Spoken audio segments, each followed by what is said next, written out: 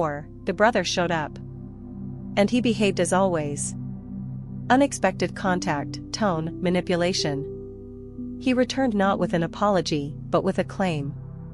Not with a question, but with expectation. Not as a shadow of the past, but as a man confident in his right.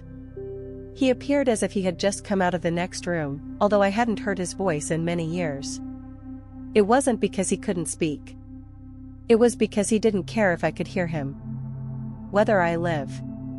Whether I exist. And just like that, he decided that it was convenient, appropriate, and beneficial for him to become a part of my life again. The contact was trivial. Letter. It's short. Polite. Impersonal. It was as if we weren't related by blood, but just once stood in the same queue, and now he decided to remind us of himself. But there was his signature in those lines, the same one I'd known since I was a kid. Cold condescension wrapped in false warmth. The way he writes, as if he always knew that you would achieve something someday, but still remain superior. When I looked at his name, it wasn't memories that came to my mind, but feelings. What it's like to hide in the bathroom so you don't have to hear a scream. What it's like to hope that if you're quiet enough, they won't notice you. What it's like to realize that you're in a family, but not on equal terms. In a family where some had the right to rage, while others had only the right to silence. He wrote that he was happy for me. That he followed my takeoff. That he's proud. Those words should have ignited something in me. Open the door. Give warmth. But they sounded fake. Because they were never his. He was never proud of me. As a child, he made fun of me.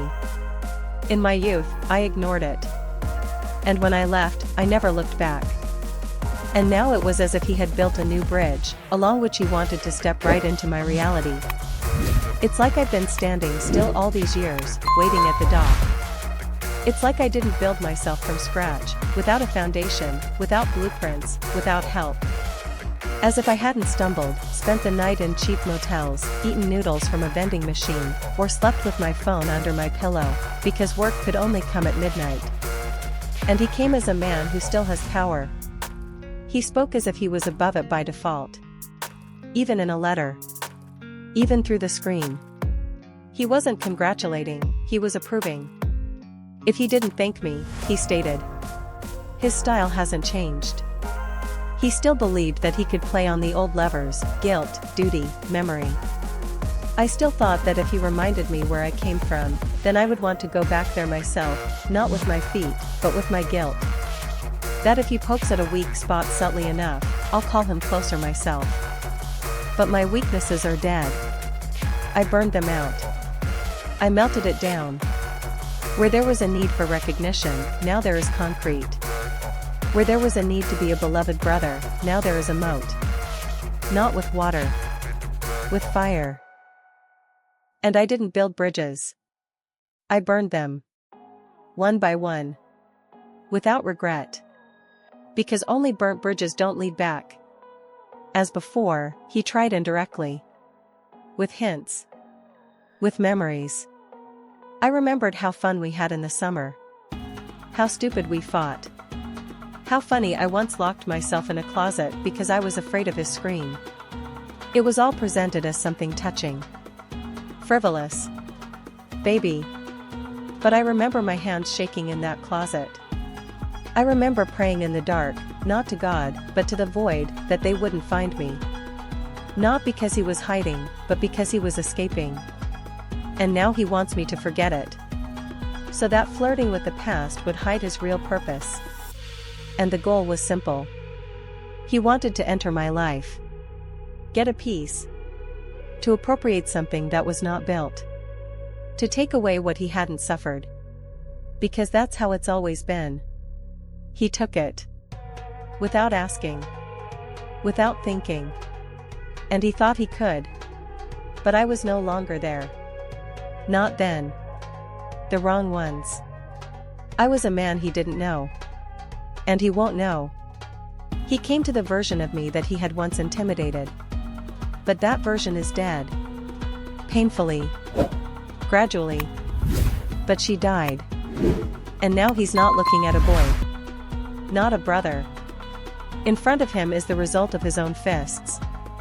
In his own words. A man who grew out of pain. And forever out of control. Chapter 5, It's all because of me. He really said that, an absurd demand for a share, fraternal logic. He did not immediately lay out the main thing. At first, I walked in circles like a shark, winding funnels around my new life. He didn't ask about the business directly, but with a hint. He pretended to be interested in market research. He spoke in general terms about success, the digital age, and opportunities for synergy. It all sounded like he had just taken a one-day course from a dubious coach and now considered himself a strategist. But behind the slick phrases, the essence emerged. He was probing the ground. He was looking at the territory he wanted to call his own. Like a looter wearing loafers. And then he dropped the mask. Without warning. Without pause. I just threw it in. You do realize that you wouldn't have made it without me, don't you? I've read these words several times. Gradually. As if there could be irony in them. But she wasn't there. He really thought so. According to his logic, my millions are the result of his childhood beatings. His humiliations. His screams. His ridicule.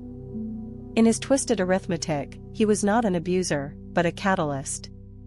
Not to those who broke, but to those who motivated. He wrote that it was he who forged my character. That his cruelty was a school of life. That if he had been softer, I would have become a slob. That everything I've achieved is a product of his upbringing. And then I realized, he doesn't just want a share. He considers it earned. In his mind, I was like a statuette carved by his hands. And now that this statuette has suddenly come to life and built an empire, he's come for the dividends. He saw himself not as a rapist, but as a coach. It was as if I had been undergoing Spartan training since childhood, and not just trying to survive next to him. His fists, in his opinion, were an applause for the future. His insults are motivational attitudes. And he wasn't kidding. He really considered himself a co-author of my success. He even offered a percentage. A specific number. I didn't ask for a handout. He demanded a share. As a partner. As an investor. As a person who has invested resources. But his resources were my scars. His contribution is my fear. His investment is my loneliness. He was waiting for a thank you. He expected me to suddenly see the light and say, "You're right. You've made me strong." That I would give him the key to what I had been building for years. So that, as in childhood, he could enter my space again without knocking. He thought his methods were the bricks I'm standing on now. That he did not destroy, but built. That he did not injure, but hardened. He wanted me to admit that success was his merit. Because he was hitting. Because he broke it. Because he was there when I was at my worst, precisely because he created it worse. It was the height of the absurd. And at the same time, it's the final act of his manipulation. To twist the past to fit into my present. Rewrite your cruelty into the category of motivational influence. To make me not only forgive, but also reward. So that I would become not just a survivor, but a debtor. In front of him. But I don't owe him anything. He is not the architect of my success. He's the reason I haven't slept at night. The reason why I still hate enclosed spaces. The reason I didn't believe for so long that I could be loved. And if he thinks that my millions are a medal for his methods, let him know, it's not a medal. It's a suit of armor. I put myself in it so that no one could ever hit me again. Even him. 6. I am no longer the boy he beat.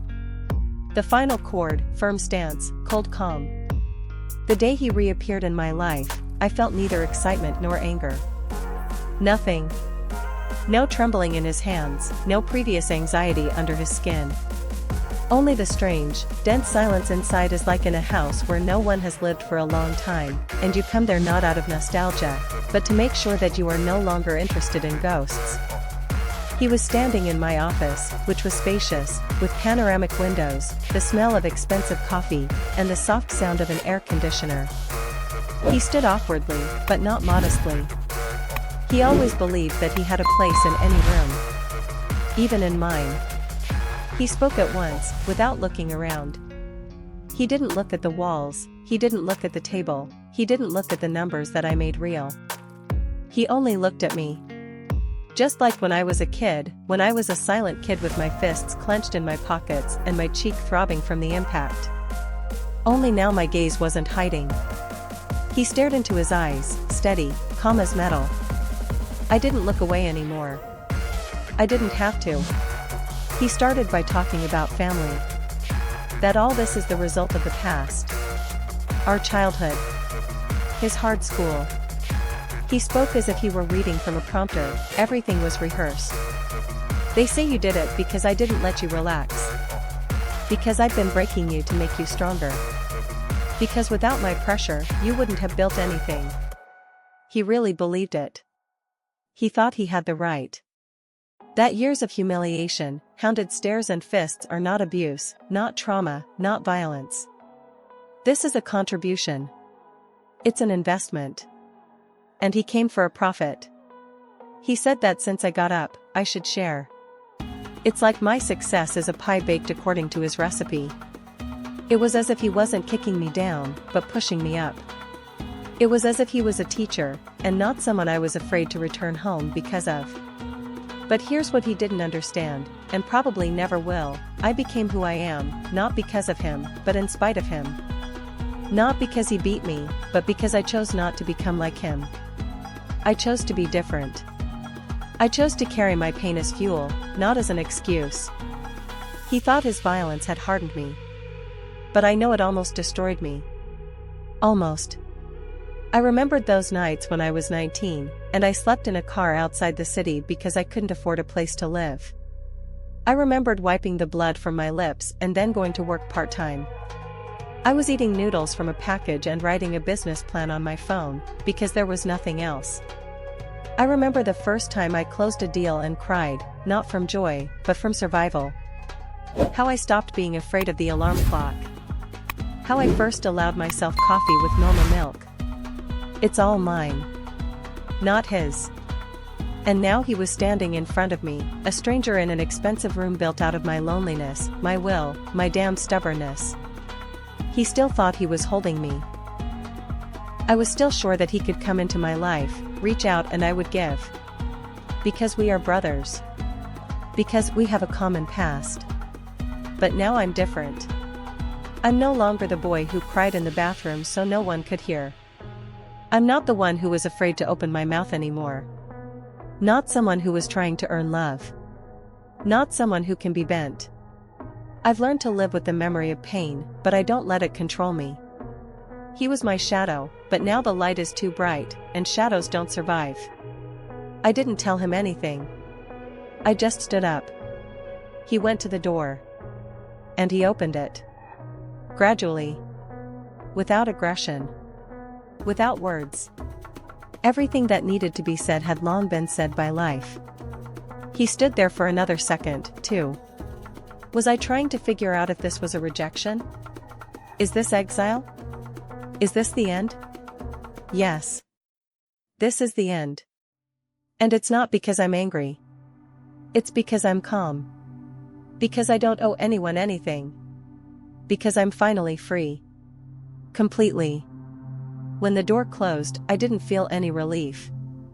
I didn't feel the victory. Just a steady silence. The kind I love. Without shouting. No steps. Without memories. Without him.